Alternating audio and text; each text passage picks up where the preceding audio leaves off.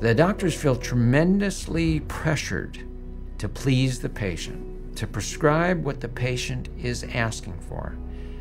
Nobody likes being labeled as the doc who didn't do anything for me. The doctor is a businessman, and he knows that if he doesn't fulfill that patient's request, there's a probability that that patient will go elsewhere because he'll find somebody that's willing to prescribe that drug. It should be the doctor's choice. It should be the doctor's evaluation driving the use of any medication.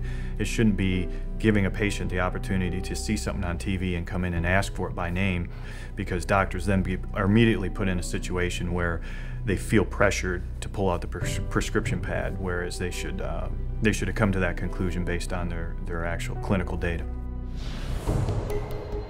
Mais le fait d'amener un patient à venir voir un docteur pour demander un psychotrope pour traiter une maladie inexistante a retiré des mains du docteur ce rôle.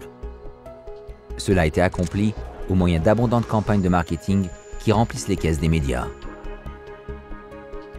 La publicité télévisée pour les psychotropes représente 55% du budget de la campagne publicitaire aux consommateurs. On estime que si cette publicité télévisée venait à être interdite, les ventes qu'entraînent les ordonnances chuteraient de 10 milliards de dollars rien qu'aux États-Unis. Les magazines et d'autres types de médias imprimés dépendent aussi des firmes pharmaceutiques pour leur budget publicitaire. Plus d'1,8 milliard de dollars par an. Mais est-ce une bonne chose? Est-ce qu'une telle quantité d'argent n'a pas tendance à influencer ce que l'on voit dans les médias? You know, obviously the advertising pays for the television programs. So the real money is in the advertising, not in the television program. So that's where the money is. I don't know of too many magazines that want to run huge advertisements blasting the drug companies that are paying for the magazine on the next page. They're going to take a lot of heat, and people are going to pull their ads if they start doing that. So again, you have a huge conflict of interest at play with the mass media. Ce partenariat entre l'industrie pharmaceutique et les médias est aussi visible dans les spots d'information publique qui font la promotion des maladies psychiatriques. Kids with ADHD or sometimes postpartum depression. Still dealing with depression? It could be your time for change. On voit des psychiatres dans des vidéos commerciales. Elles ont l'air de reportages télévisés, mais en fait, c'est la compagnie pharmaceutique qui les a produits. Aux nouvelles télévisées, les experts viennent des bureaux de relations publiques de la firme pharmaceutique. Et ces psychiatres ne révèlent que rarement leurs liens financiers. Par conséquent, les émissions sur la santé mentale ne varient que rarement de la ligne du parti psychiatrique. On voit des psychotropes dans des films et des séries télévisées. Dans la série Les Sopranos, on voit du Prozac. Et dans Le Sixième Sens, ils font la promotion du Zoloft à l'écran. Ce marketing n'est pas seulement réservé à la télévision. Les publications écrites regorgent de propagande pro-psychotrope, déguisée en nouvelles ou en informations. All you have to do is look at any accepted magazine in America today, whether it be an even a woman's journal or a men's journal. There's always some type of pharmaceutical product that's being focused. And they've gone so far as to give away free samples. What you have to do is write in this coupon. Le message pro-psychotrope des psychiatres passe même à la radio, aux frais du contribuable. Par exemple, le psychiatre Frederick Goodwin animait une émission radio pendant des années où il promouvait l'utilisation des psychotropes.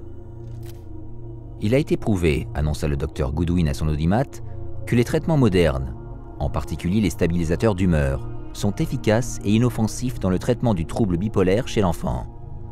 Ce qu'il ne dit pas, c'est qu'il recevrait 2 500 $ de la part de la compagnie pharmaceutique GlaxoSmithKline pour donner une conférence le soir même qui promouvait leur psychotrope stabilisateur d'humeur, l'Amictal. Mais ce n'est pas tout. La semaine même dans laquelle le docteur Goodwin déclara qu'il n'y a pas de preuves scientifiques crédibles selon lesquelles les antidépresseurs entraînent violence ou suicide, il toucha 20 000 $ de Glaxo, qui avait déjà admis que les études qui mettaient en lumière le fait que l'antidépresseur Paxil augmentait les risques de suicide avaient été étouffées. Une investigation révéla le fait que Goodwin avait touché au noir plus d'1 300 000 $ de la part des compagnies pharmaceutiques. Impliqués comme ils le sont dans un tel conflit d'intérêts, les principaux médias auraient-ils tendance à ne pas révéler toute la vérité sur les psychotropes?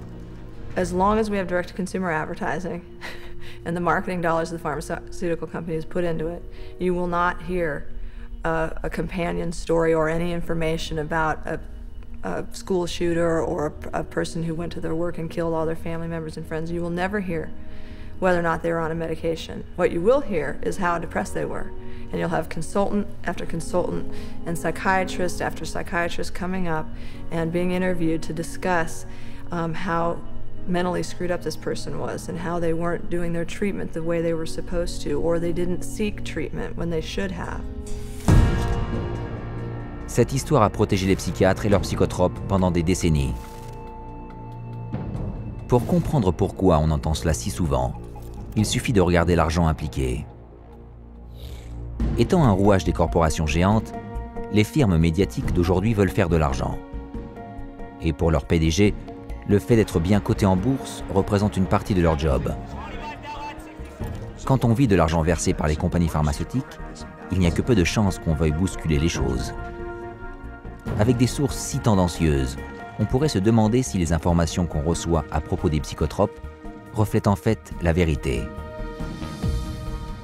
Mais qu'en est-il de l'Internet? Eh bien, les psychiatres et les compagnies pharmaceutiques font déjà librement l'éloge des psychotropes dans le cyberespace. If a patient goes online and looks up a drug and puts in a drug's name, and there'll be a bunch of sites that come up, many of those sites will be funded by the drug companies, but you won't be able to tell from the site. You'd have to, dig up, if at all. You may have no idea that that site was funded at all by the drug company. And especially those ones like Ask a Doctor, those are definitely drug company driven. En utilisant les médias le plus possible, les psychiatres et les laboratoires pharmaceutiques font équipe pour diffuser inlassablement un message. Vous êtes malade, nous avons le traitement, demandez à votre docteur. Les femmes en particulier représentent la cible de ces campagnes, effectuées soit dans les magazines, soit dans les talk-shows. Il semble que cela soit efficace, car presque 2/3 des psychotropes sont consommés par des femmes. We don't get the full truth because the media is owned by big pharma. You just turn on your radio or open your newspaper and you'll find ads. They're not going to bite the hand that feeds them. They don't tell the truth. It's a vicious cycle because the more these drugs are marketed, the more people want to take them. The more money goes to pharma to market more drugs. Mais malgré la réussite des campagnes médiatiques, les psychiatres et les compagnies pharmaceutiques pour lesquelles ils travaillent ne sont pas satisfaits. Ainsi, voici leur stratégie suivante. Comment influencer encore plus de gens à prendre des psychotropes tout en restant sous couvert?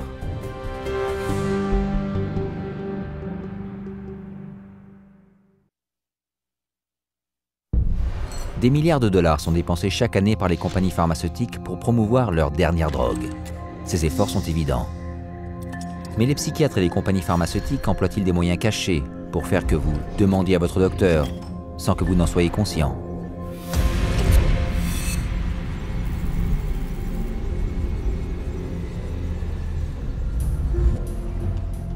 Il semble impossible qu'un désir de consommer des psychotropes soit créé chez nous, à notre insu. Néanmoins, cela pourrait-il être vrai?